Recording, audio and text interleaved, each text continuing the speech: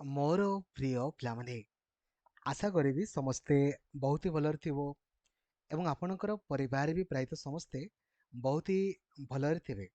Discussion ଆମେ ଏଥିରେ କରିବା ଆପଣଙ୍କର ବହୁତ ହି ଇମ୍ପୋର୍ଟାଣ୍ଟ 50ଟି ଆପଣଙ୍କର କ୍ୱେଶ୍ଚିନ୍ସ ଏବଂ ପ୍ରତ୍ୟେକ ଦିନ ଆପଣଙ୍କୁ ମୁଁ ଏମିତିକା ସବୁଦିନ ଅଭ୍ୟାସ ମଧ୍ୟ କରାଇ ଦେଉଥିବି ଯୋଉଦ୍ୱାରା କି ଆପଣ ଅଧିକରୁ ଅଧିକ କ୍ୱେଶ୍ଚିନ୍ସକୁ ଅଭ୍ୟାସ ଆପଣଙ୍କର କରିପାରିବେ। ଠିକ୍ ଅଛି, ଆସନ୍ତୁ କ୍ୱେଶ୍ଚିନ୍ ନମ୍ବର 1 ଆପଣଙ୍କର ଯିବା। ପଚାରିଛି ରାମର ଫୁଲ୍ ଫର୍ମ ଆପଣଙ୍କର କ'ଣ ବୋଲି? ଆମେ ଜାଣିଛେ ରାମର ଆପଣଙ୍କର ଫୁଲ୍ ଫର୍ମ କ'ଣ ହେଇଯିବ? ର୍ୟାଣ୍ଡମ୍ ଏକ୍ସେସ୍ ମେମୋରି ଆପଣଙ୍କର ହେଇଯିବ। ସେମିତି ହୁଏତ ଆମକୁ ବେଳେବେଳେ ପରୀକ୍ଷାରେ ଆପଣଙ୍କର ରମ୍ ବି ଆପଣଙ୍କୁ ପଚାରି ଦେଇପାରେ, ରିଡ୍ ଅନଲି ମେମୋରି ଆମର ହେଇଯିବ। ଠିକ୍ ଅଛି, ବେଳେବେଳେ ପରୀକ୍ଷାରେ ଆମକୁ ଏମିତି ପଚାରି ଦେଇପାରେ ଯେ କେଉଁଟା ଆପଣଙ୍କର ଭଲାଟାଇଲ୍ ଆଉ କେଉଁଟା ଆମର ନନ୍ ଭଲାଟାଇଲ୍ ମଧ୍ୟ ପଚାରି ଦେଇପାରେ। ତ ଆମେ ଜାଣିଛେ ରାମ୍ ହେଉଛି ଆମର ଭଲାଟାଇଲ୍, କାହିଁକି ନା ଯେମିତି ଆପଣଙ୍କର ପାୱାର ପଳେଇଯାଏ ଡାଟା ଗୁଡ଼ା ଅଟୋମେଟିକାଲି ଡିଲିଟ୍ ହେଇଯାଏ, ତେଣୁକରି ଭଲାଟାଇଲ୍। ଆଉ ରମ୍ଟା ଆପଣଙ୍କର କ'ଣ ହେଇଯିବ ରେ? ନନ୍ ଭଲାଟାଇଲ୍ ଆପଣଙ୍କର ହେଇଯିବ। ଆମ ଯେତିକି ବି ଏକ୍ଜିକ୍ୟୁଟ୍ ଆପଣଙ୍କର ହୁଏ ସବୁ ଆପଣଙ୍କର କେଉଁ ଜାଗାରେ ହୁଏ ବୋଲି ପଚାରିଛି, କିମ୍ବା ଆପଣଙ୍କର ବେଳେବେଳେ ପଚାରିଦେବ ବ୍ରେନ୍ ବୋଲି ଆପଣଙ୍କର ପଚାରିଦେବ। ତ ସବୁ ଜିନିଷ ଗୁଡ଼ା ଏକ୍ଜିକ୍ୟୁଟ୍ ଆମର କେଉଁ ଜାଗାରେ ହୁଏ? ସିପିୟୁରେ ଆପଣଙ୍କର ହେଇଥାଏ। ବେଳେବେଳେ ପରୀକ୍ଷାରେ ଆମକୁ ପଚାରିଦେବ ଯେ ମେନ୍ ସର୍କିଟ୍ ବୋର୍ଡକୁ ଆମର କ'ଣ ବୋଲି କୁହାଯାଏ? ତ ମଦର ବୋର୍ଡ ବୋଲି ଆମେ କହିଥାଉ। ଠିକ୍ ଅଛି, ଏଇ ଭିତରୁ ସବୁଠାରୁ ଅଧିକ କେପାସିଟି ଆପଣଙ୍କର କାହାର?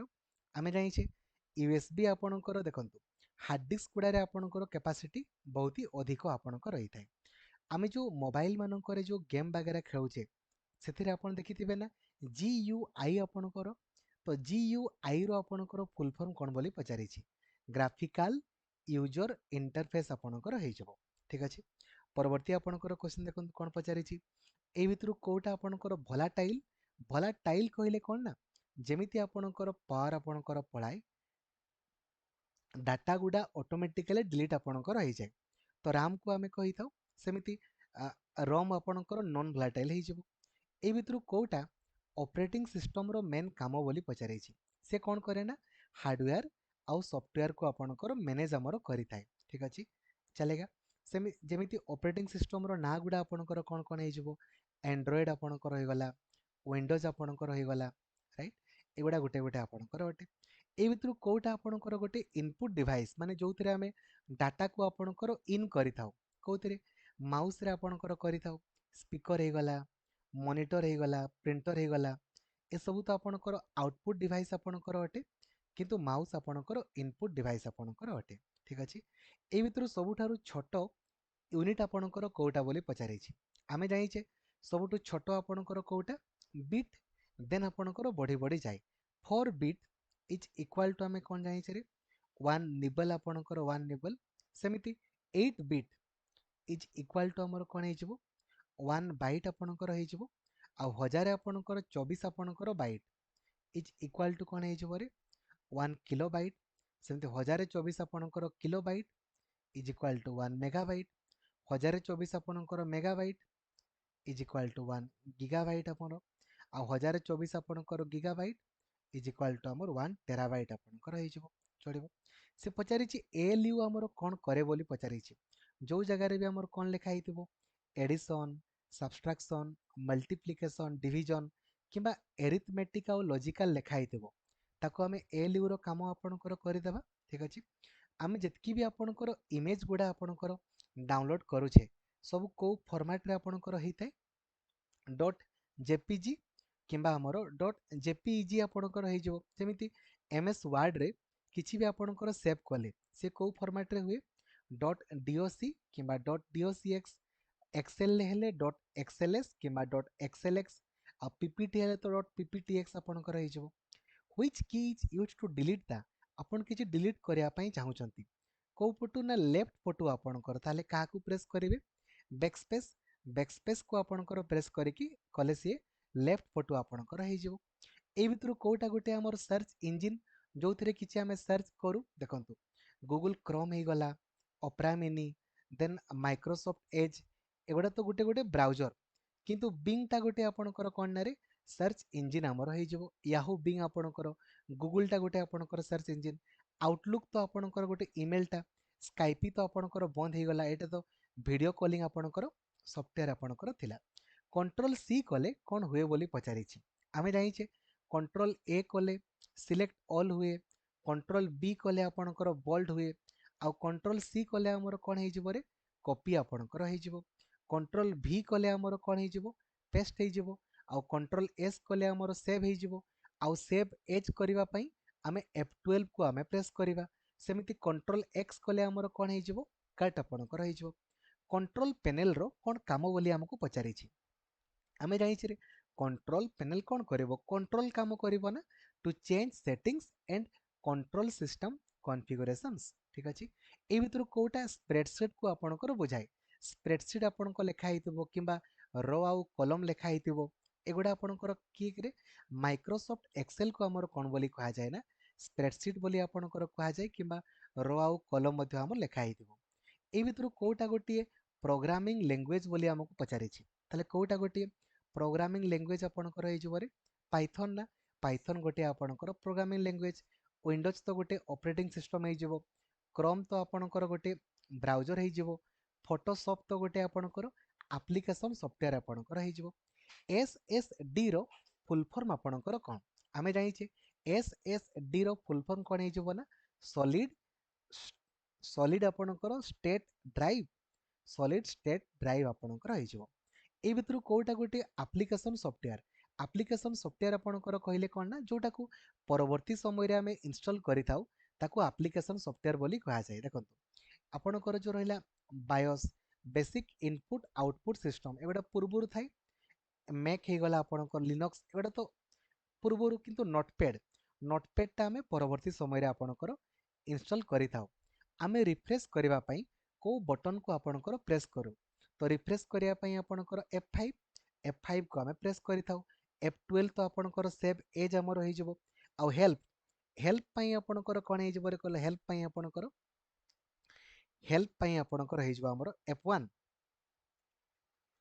हेल्प पई हमर F1 आपणकर हे जबो सेमिति फंक्शनल कीज हमर केतोडी रहिछि F1 रु F12 हमर 12 टी आपणकर रहिछि सेमिति कंट्रोल आल्ट आउ डिलीट को हमर कोन बोली कहा जाय मॉडिफायर बोली हमर कहा जाय आउ कैप्स लॉक आउ नंबर लॉक को हमें कोन बोली कहिताउ ना टॉगल की बोली हमें कहिताउ ए भितर कोटा गोटे क्लाउड स्टोरेज सर्विस कहले जोटा ऑनलाइन मोड रे हमें जो जिंस गोडा को सेव करके रखू ताको क्लाउड स्टोरेज सर्विस बोली कहा जाय तले कोटा वन ड्राइव ही जबो ना वन ड्राइव आपन को गूगल ड्राइव वन ड्राइव सेमिति ठीक अछि लान रो हमर फुल फॉर्म आपनकर कोन तो लान आपनकर कोन हे जबो रे लोकल एरिया नेटवर्क आपनकर मान कोन हे जाय मेट्रोपॉलिटन एरिया नेटवर्क आपनकर हे जबो सेमिति वन कोन हे जबो वाइड एरिया नेटवर्क सेमिति स्पेलिंग चेक करबा पई हमें काहा को प्रेस करू ना F7 माध्यम रे कोन करि हो ना स्पेलिंग को हमें चेक करि परिबा बेले बेले व्हायरस रो हमर फुल फॉर्म में पचारि दिए vital information resources under seize आपनकर हे जबो राइट रे which of the following can be used to protect a computer from virus को बंचिबा पई आपे काहा को व्यवहार करबा एंटीवायरस आपनकर व्यवहार करबा आ एंटीवायरस सॉफ्टवेयर गुडा गुडा आपनकर कोन हे जबो ना यूटिलिटी सॉफ्टवेयर बोली हमर कहा जाय यूटिलिटी ठीक अछि एफटीपी रो फुल फॉर्म आपनकर कोन हे जबो फाइल ट्रांसफर प्रोटोकॉल एफटीपी कोन हे जबो रे फाइल ट्रांसफर प्रोटोकॉल आपनकर हे जबो which of the following is an open source software ए भितर कोटा हमर ओपन सोर्स तो ओपन सोर्स माने जोटा फ्रीली आपनकर मार्केट रे अवेलेबल ताको ओपन सोर्स बोली हमर कहा जाय तले कोटा तो हमर लिनक्स टा फ्रीली आपनकर अवेलेबल बाकी जिनस गुडार प्रोडक्ट की को हमको किनबा पई आपनकर पड़ी थाए which of the following is for video conferencing आमे जो वीडियो कॉन्फ्रेंसिंग आपनकर करू कहा माध्यम रे आपनकर करू जूम हे गला देन गूगल रे मध्ये आमे करिथा आपनकर ठीक अछि स्पॉटिफाई तो म्यूजिक पई आई ट्यून आपनकर म्यूजिक पई फोटोशॉप तो आपनकर एडिटिंग करिया पई ठीक अछि which of the following keys is used to enter the BIOS setup when starting a computer कहा को प्रेस कले हमें BIOS setup को आपनकर जाई थाउ बोली हमको पचारिछि तो F2 को प्रेस कले आपनकर होबो कंट्रोल प्लस V कले हमर कोन होबो रे पेस्ट हे जबो ना कंट्रोल प्लस जदि हमें V करि दबा से आपनकर पेस्ट हे जबो ए भितरु डाटाबेस को मैनेजमेंट करबा पई बेले बेले DBMS रो फुल फॉर्म में पचारि दिए डाटाबेस मैनेजमेंट आपणकर सिस्टम। तो डाटाबेस को मैनेजमेंट करिया पई काको व्यवहार करा जाय ना माइक्रोसॉफ्ट एसएस को हमर व्यवहार करा जाय। ए भितरु कोटा ग्राफिक्स कार्ड रो आपणकर गोटे काम बोली पचारै छी। तो से कोन करि थाई विजुअल गुडा को आपणकर टिके इंप्रूव हमर करि थाई, ग्राफिक्स परफॉर्मेंस गुडा को हमर टिके इंप्रूव आपणकर करि थाई। सीपीयू रो फुल फॉर्म कोन हे जिवो सेंट्रल प्रोसेसिंग यूनिट। कोन हे जिवो रे सेंट्रल प्रोसेसिंग यूनिट हमर सीपीयू रो फुल फॉर्म हे जिवो। ए भितरु कोटा पेरिफेराल डिवाइस आपणकर नहे। पेरिफेराल कहिले कोन ना जो गुडा को परवर्ती समय रे हमें ऐड करू ताकू पेरिफेराल बोली कहा। जेमते हमर माउस हे गला आपणकर, कीबोर्ड हे गला आपणकर, प्रिंटर हे गला, एगुडा को परे हमें इंस्टॉल करू ना, तेन कर एगुडा पेरिफेराल। किंतु मदरबोर्ड ये आपणकर पूर्वरु थाए ना, तेन कर ये आपणकर कोन ना ये पेरिफेराल आपणकर नहे। बेले बेले परीक्षा रे हमको पचारे मेन सर्किट बोर्ड को हमर कोन बोली कहा जाय। तो मेन सर्किट बोर्ड को हमें कोन बोली कहू रे मदरबोर्ड बोली आपणकर कहि थाउ।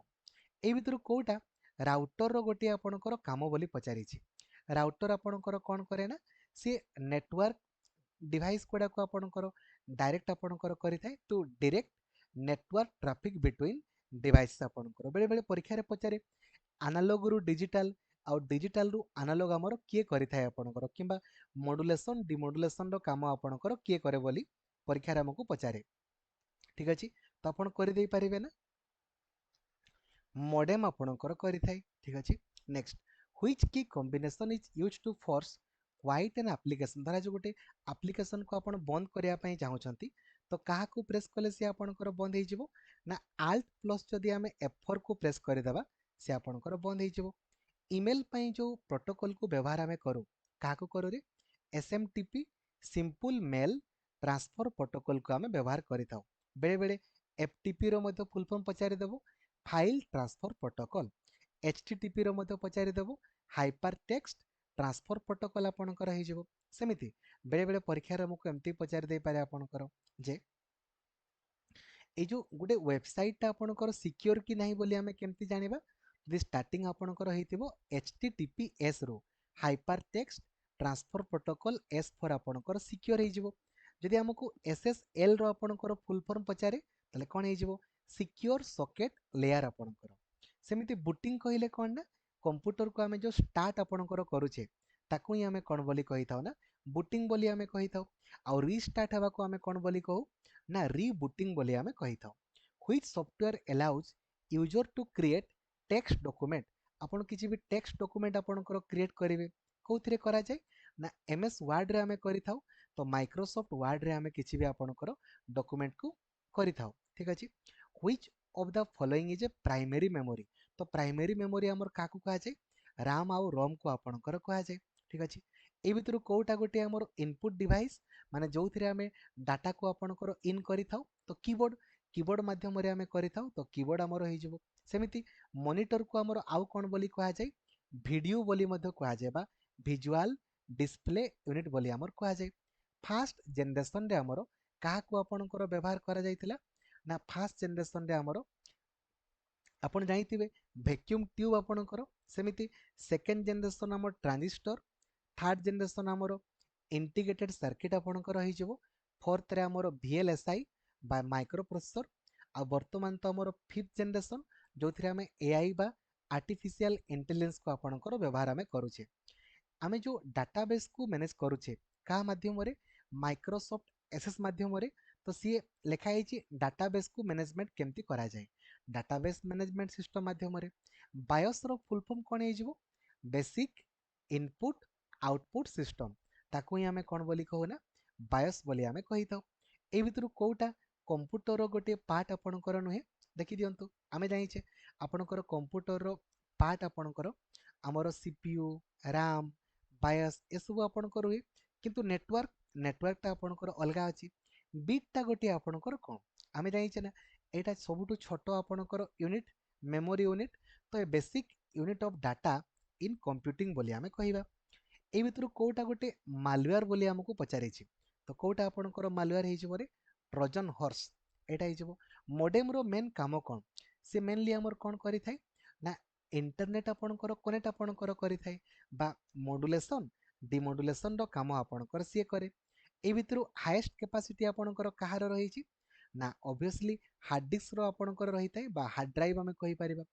କ୍ଲାଉଡ୍ କମ୍ପ୍ୟୁଟିଂ କହିଲେ କ'ଣ ନା ଯେଉଁ ଜିନିଷ ଗୁଡ଼ା ଆମର ଇଣ୍ଟରନେଟ୍ରେ ଆପଣଙ୍କର ସେଭ୍ ହେଇକି ରୁହେ, storing and accessing data over the internet, ତାକୁ କ୍ଲାଉଡ୍ କମ୍ପ୍ୟୁଟିଂ ବୋଲି ଆମର କୁହାଯାଏ।